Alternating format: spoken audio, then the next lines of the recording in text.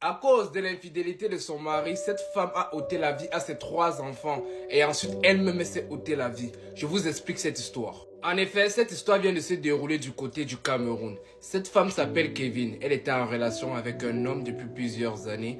Ils n'étaient pas encore mariés légalement, mais ils avaient 3 enfants. Un enfant de 6 ans, 4 ans et 1 an.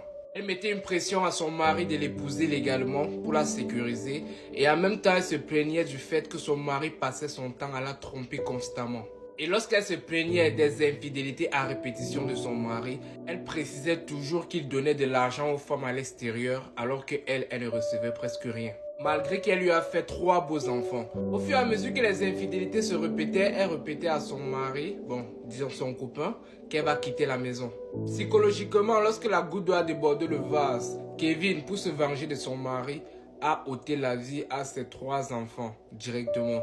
Lorsque les enfants des voisins ont vu qu'elle a ôté la vie à ses 3 enfants, les enfants sont allés appeler des gens et informer leurs parents. Le temps qu'ils reviennent, elle-même, elle s'est ôté la vie en criant qu'il ne va rentrer trouver personne dans sa maison. C'est ça l'histoire. Kevin, couché au sol avec ses 3 enfants, sans vie. Son mari est rentré, il a juste retrouvé du sang.